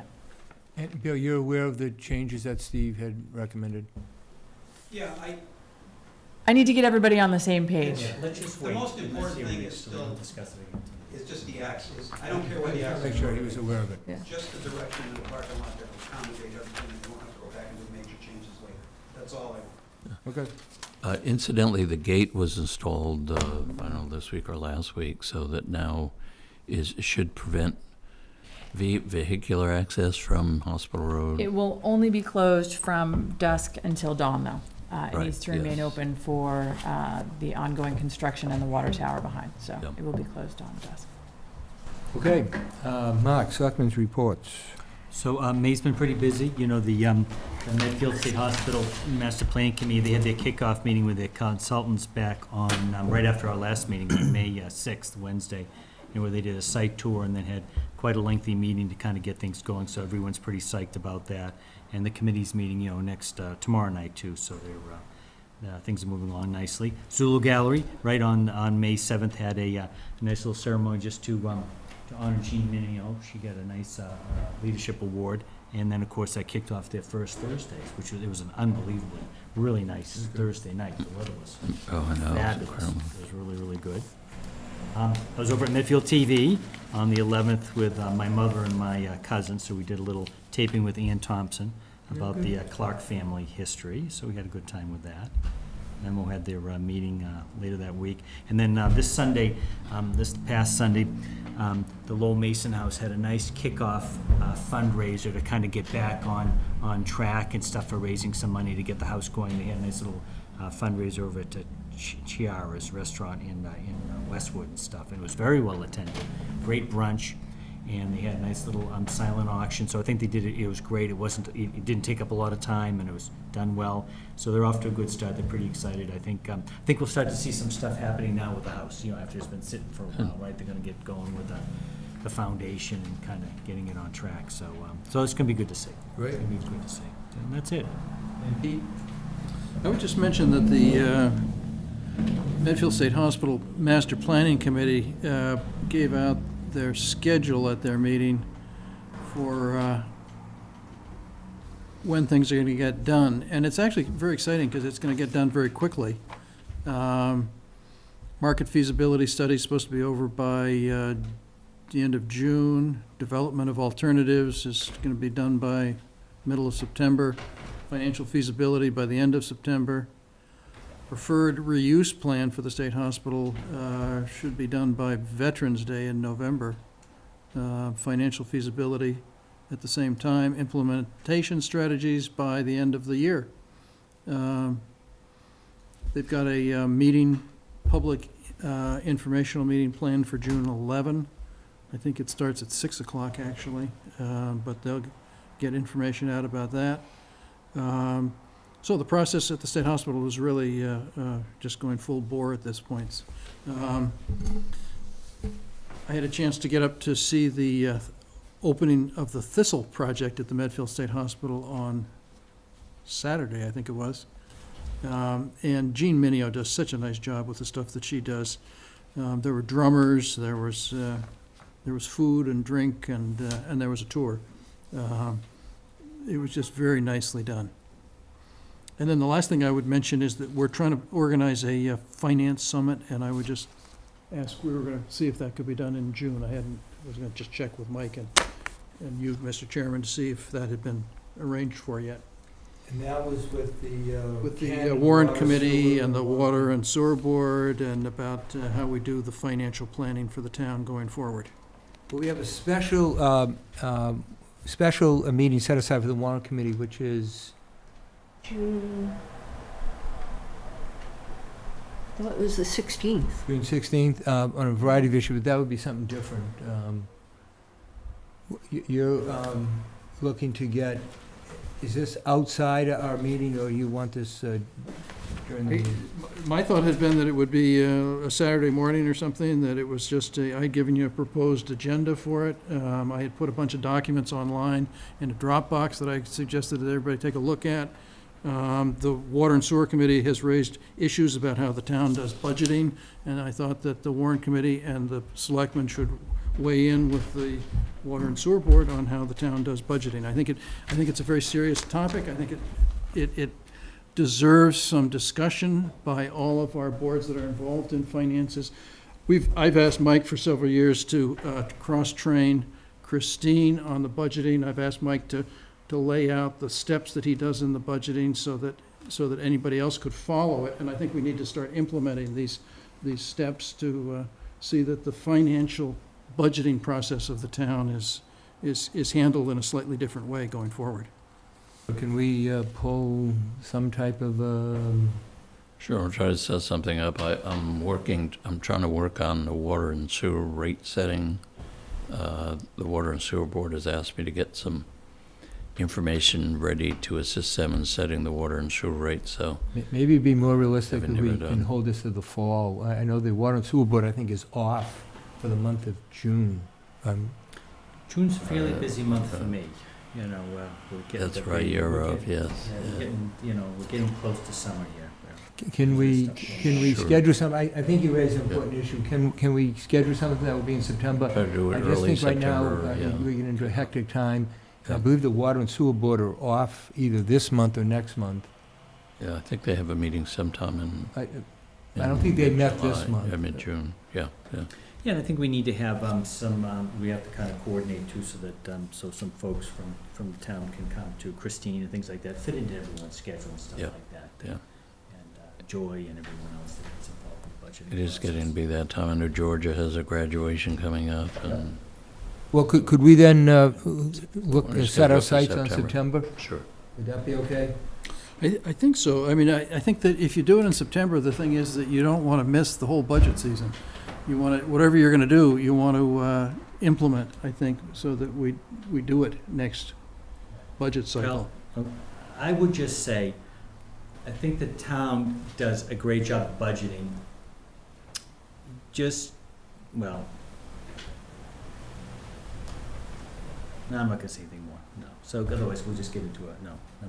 Okay, but why don't we set our sights then on early in September, and we'll use Pete's outline to get them together? Does that sound doable? Sure. Okay. What else? That's it? That's it? A couple of things. One, I received a letter, and I'll just read part of it, from a North Street resident, and he has concerns. He said there was an accident at North and Green Streets last week. The parties involved were banged up a bit, and they were taken to the hospital. He says he's lived on North Street for 7 years, and he's seen a number of accidents, and with the new public safety building going up, he's requesting that the speed limit be lowered to 25 miles an hour from Main Street down to Harding Street, where it is currently 25 miles an hour. He said in that section there are 7 crosswalks, 3 schools, 2 daycare centers, a church, and a new public safety building. He says he's spoken to other communities who have similar speed limits. He's not looking for lights or sting operations to slow people down, but he wanted to reach out to the Board of Selectmen and see what their thoughts were on putting a speed limit sign. I sent the letter over to the chief to get a recommendation from him. Yeah, so you can explain to them how the process works. It is, in fact, several of those streets are becoming shortcut streets, you know, West Street and Dale Street. I notice even Prairie to Cottage and over across to Green are now getting to be sort of cut-throughs to avoid the center. So that's probably something we should take a look at. Why don't we see what the chief's response is, and we can bring that next meeting. Richard, historically, Chief Hurley explained that it's difficult to change the speed limits because when you want to do so, the state requires you to do a traffic speed survey, and then you can only set the speed limit at the 85th percentile of what people are actually driving. And so that it becomes very problematic, apparently, to change it. Yeah. to lower the speed limits. The danger is if the results come in showing that the 85th percentile is 35 miles an hour, you have to increase it. Yeah. I know it's very strange, you're right though, it's a strange process, but we can't like unilaterally change speed Change it, just for the right. heck. Yeah. I am not bothered by the fact that we might just put up signs changing the speed limits, knowing that if anybody ever objected to if they got a ticket and objected to it, that you couldn't enforce the fine. But I think that, I think it might make sense to do that in certain instances. Up near where I live, there's when you're coming down Hospital Road, the speed should change at 25 miles per hour when you hit the houses. It doesn't. It changes about a quarter of a mile beyond that after you've passed half a dozen 8 houses. I mean, that's just illogical. There should be a 25 mile per hour speed sign when you hit the houses, but My only concern about putting signs out without going through the proper procedure is that if there were an accident, somebody could claim that, well, the town had an illegal sign up and that's what caused the accident. So I think you have to be a little bit careful on that. I remember we had we have suit insurance one to cover time that too, so. that when Chuck Fuller was town council, that somebody, there was an accident, someone knocked over a stop sign, and there was an accident there the next day, and the guy sued saying that we didn't have the stop sign, wasn't posted. Well, it turned out the case revolved around the fact that you have 24 hours after the stop sign has been, you've been notified that it's down, and it was within the 24-hour period after the sign had been knocked down, and we won. So some of these things, they get very tricky in terms of the legalities of them, and you have to make sure you don't expose yourself to liability. It seems hard to figure if you put a stop sign, a speed sign with a lower speed, you would be liable for causing an accident, but, you know. Could be. Could be, yeah. Rear-ended, right? 'Cause someone Yes, was yeah. 5 and someone was Say, well, I know this is a 35 mile an hour district, and this guy was only going 25, and he should have been going 35 if the sign, town didn't have that sign out, so. Tricky, that's tricky. Okay. Also, I received an email concerning the little alcove right next to Royal Pizza. And they painted a kind of a nice scene on that a couple of years ago. And the Downtown Study Committee, which hasn't met in a while, but when they were meeting, that was an issue. They tried to get additional outdoor seating in that alcove. One, it's good for the downtown area, and they tried to set a couple of meetings up with the owner of Royal Pizza, and that just never came about. So I'm looking maybe to reach out and see if, and Pete, the reason I asked you, I thought you knew him and had some contact. Well, I've talked to him at the restaurant. He actually told me last summer, I think, that he was thinking of putting, I think, windows. I understood maybe even a door out there, but maybe it was just windows so that people could look out into that area. So it would certainly enhance his property. Right. And he's the owner of the property now. What I'd like to do, if the board is okay with this, is, and Jean Minio of the Cultural Council is very much behind this, and she's been also after him to do that. If I could get Evelyn to set a meeting up with him, we'll go over to Royal Peace and just talk with him and see if there's any way he's in favor, and let him know that, you know, the town has been encouraging outdoor seating. Brothers and Starbucks and Dunkin' Donuts and Go Fresh. Go Fresh have had that, and so if that's okay with the board, I'll just make that initiative to kind of encourage him to do that. Aren't those three buildings, weren't they put together in some sort of a trust a couple of years ago? They are, but he still are. owns the Monk's Block part. He bought the actual building. Unfortunately, the parking lot area, there's three other owners that tie in, which makes it, in this trust, very difficult to agreement with the parking lot. But he actually owns that little alcove, and he did the painting looks great, I think. And I think if you dressed it up, I've actually taken pictures of other places in other towns that have done similar things with just a couple of tables, maybe a little, that false fence thing in the front. Yeah, I think it would be good for his business. In fact, I would guarantee he'll increase his business, because as cars go by, they see that, people walking by, it's a nice day, they want to sit out. Yeah. So if that's okay with the board, I'll follow that's a great up with idea. Jean. Everyone, isn't the Cultural Council scheduled to come in the next meeting? Yes. Okay, so maybe I can have some info on that for them. If you could set up a time during the day, whatever his schedule is. Royal Pizza. Yeah. His name is Stavas, S-T-A-R-O-S? Stavros. I'll give you his, Yeah, isn't he a Medfield resident? he does, he lives down in Tallwoods. Tradakis, T-R-A-G-E-L-L-I-S. I also went to the Zulo Gallery, where Jean Minio received the Leadership Circle Award, excuse me, and then stayed. It was a tremendous night. It's unbelievable. It was nice sitting out there, just as a great location. I also attended. Parking spot, by the way. What's that? Thank you for the parking spot. Took my wife 20 minutes to get out of it, but it was good. Yeah. I attended the Conservation Commission meeting. There was some neighbors concerned about the water level at Danielson Pond. There's one dam, it's controlled by boards. The water level is very low. She was questioning the raising and lowering of the boards. It was suggested that she become a steward of the pond, and she could help control the raising and lowering of that, which they thought was a good idea. But what I thought was interesting is, part of the reason they have to control that, that's a very old dam. And if that got washed out, if those boards stayed in, and the water rose and the dam washed out, the state would not allow that dam to be replaced. It's because of new regulations and guidelines, then that pond would be gone forever. It would just remain a stream or a swamp. So they're very concerned about the dam and making sure that the water level doesn't get too high, because apparently in downpours, the water comes in very rapidly and the pond rises. So they have to watch that. I think the town the highway department just did some repairs on that too, I believe. They did. So, yeah, so They did. so that should help improve the dam. I think they did some stonework down there, so. And the Conservation Commission also had some money before. They took out a lot of the weeds and stuff that were growing there.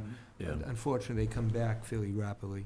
Yeah, the trouble with that is you gotta keep it up all the time. Yeah. And it's very expensive, and there are several ponds that could use that type of treatment, Yeah. so.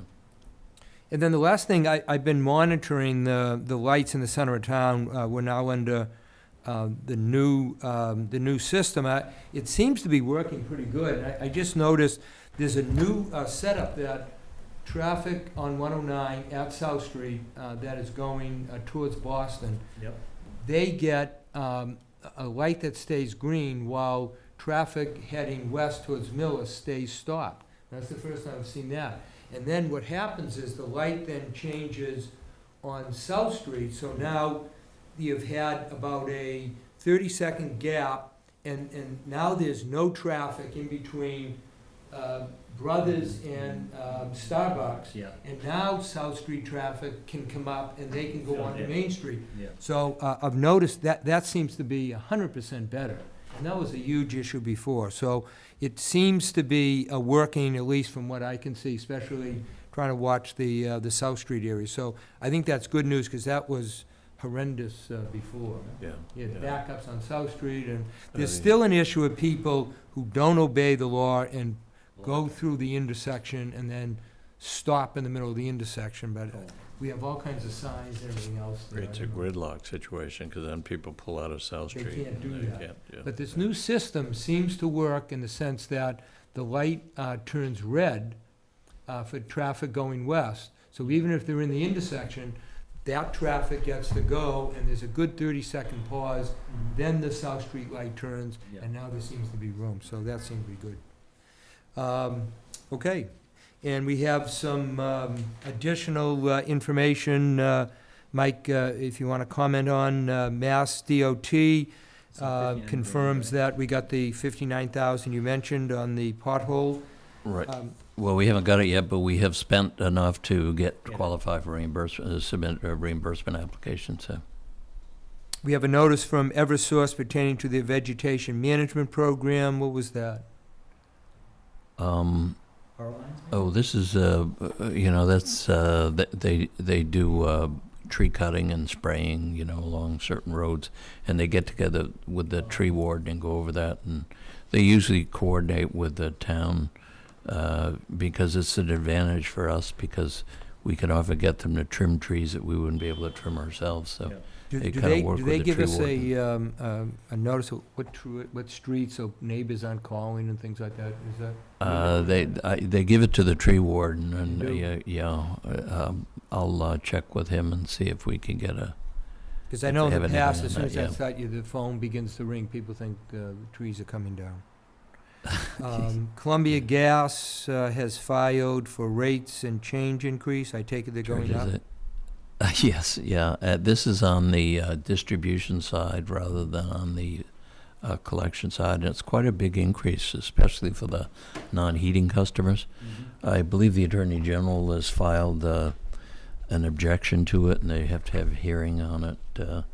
So this is to notify anyone who wants to testify at the hearings on them, so they can sign up. Okay, anyone else have any other business before the board? Motion to adjourn.